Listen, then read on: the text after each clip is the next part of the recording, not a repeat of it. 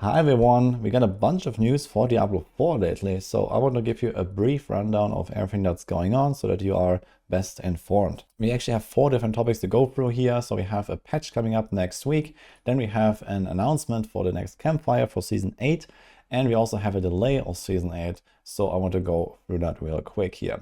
Now, first things first, the patch coming on March 4th, this is on Tuesday.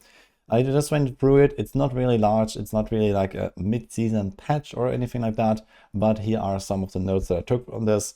TLDR, Sork is getting a bunch of buffs that are helping all builds a little bit.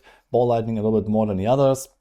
And also some of the key passes are getting buffed, but most likely it will still remain mostly Enlightenment as like the meta choice for most builds, I think. Execon a bit of a buff here, but yeah, overall, especially this year helps the Sorks out a little bit, I guess. So you see here, like the patch notes are not really large.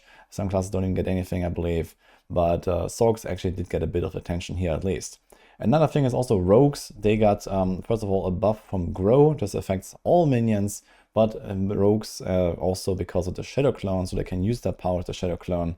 And there is some bug fixes for imbuements. Previously, Poison Imbuement didn't really work with Shadow Clone, and it sounds like that might work properly now, which should be insane stonks, especially for Twisting Blades. So we'll have to wait and see if that actually turns out to be true.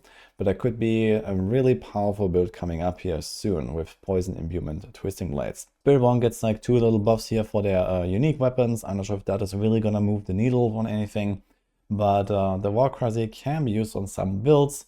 And the Wudijo can also be used on some builds, especially like Evade, for example.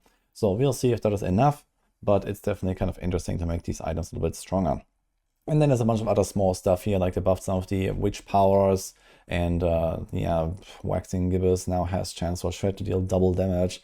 Some small stuff. I don't think it would really, make a difference on most things. As I said, I don't think this is actually like supposed to be the big mid-season patch, but they also have not really talked about it really at all of what is coming. Instead, they gave us the PTR announcement. So we can talk about this here real quick. March 7th, so this is 3 days after that patch, on the Friday, we're gonna have the campfire chat for the PTR for patch 2.2, season 8. And apparently it's going to be a relatively big season because they actually pushed back the season launch, or at least they said they need more time.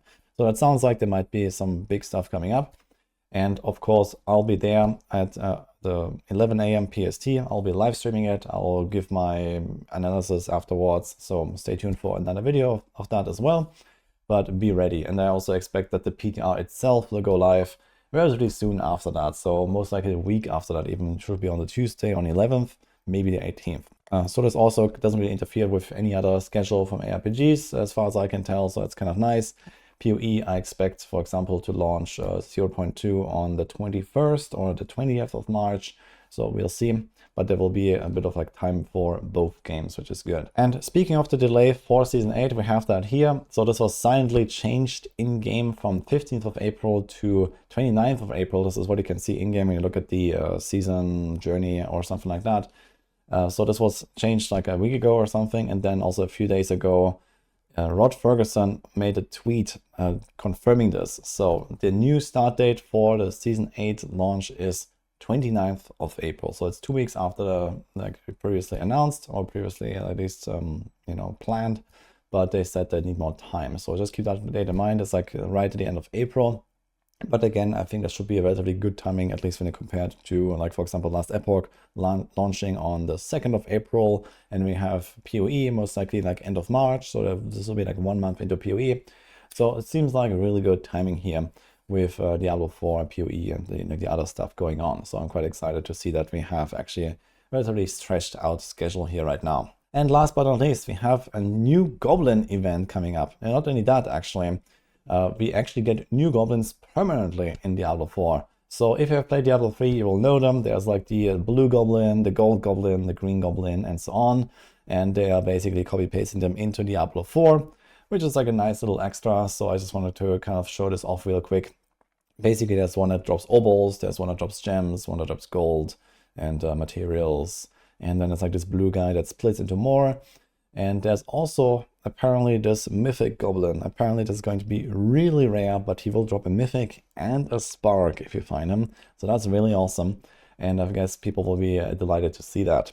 And this is also coming with the patch next week on March 4th, but there will also be a 1-week event with that, you know, like March of the Goblin kind of thing, basically, lots of goblins everywhere to celebrate the introduction of those new goblins. So this is what I got here for now. I'll have links to all of those articles and the tweet here in the description, so you can go check them out yourself if you want to see more details. But here's the rundown of everything that's going on. So most importantly, stay tuned for the campfire chat on Friday next week. I'm excited to see what they have in store. We haven't really heard anything lately from Diablo 4, so I hope they have been cooking, because personally I do have to say I did not enjoy Season 7 all that much as I did most of the other seasons. Power creep and so on, like, kind of took the wind out of my sails here, I gotta say. And let's see if they're gonna like address that a little bit. So for now, this is what I got here. Let me know your thoughts, and I'll see you guys next time.